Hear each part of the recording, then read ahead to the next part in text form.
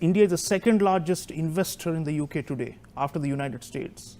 Just imagine, Indian outward investment is second only to the US. I mean, that just shows how much we have embraced this relationship magnanimously after, the embers of the empire ended, how far we have come. And the diaspora, ma'am, I would like you to dwell on it a little bit more. They are in business, they are, in government, in politics. I mean, everyone knows Preeti Patel and Rishi Sunak, and they have made it to the highest levels of the current conservative government in the UK. They're very active in the arts and culture. Truly, our diaspora in the UK, probably the one after the US, is the most dynamic in the whole world. Absolutely. In fact, 687 companies, if I'm not mistaken, Indian companies.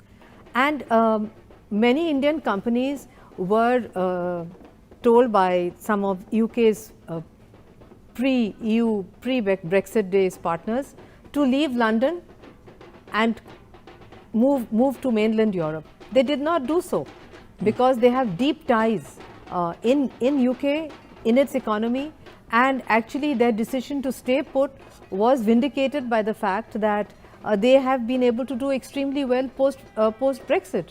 So actually Brexit, the only advantage for Brexit, as I said earlier, was that the two sides can focus on each other's strengths and bring out a FTA, which unfortunately India has not yet been able to do with the European Union, a BTIA. Yeah. That's a bigger one with the whole EU. That's a much But bigger one. with the UK now we are proceeding. But with the UK we are proceeding. We've had the first round of talks. They went off very well. It was partly in London, partly virtual.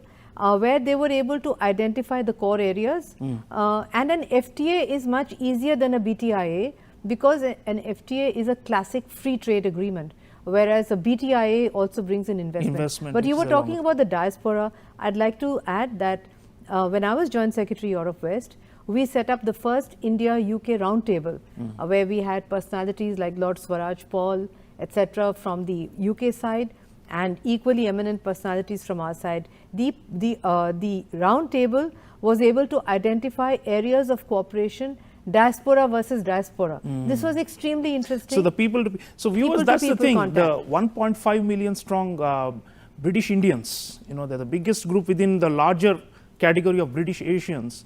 They have really made us proud and have become a living bridge, as the diplomats say, between the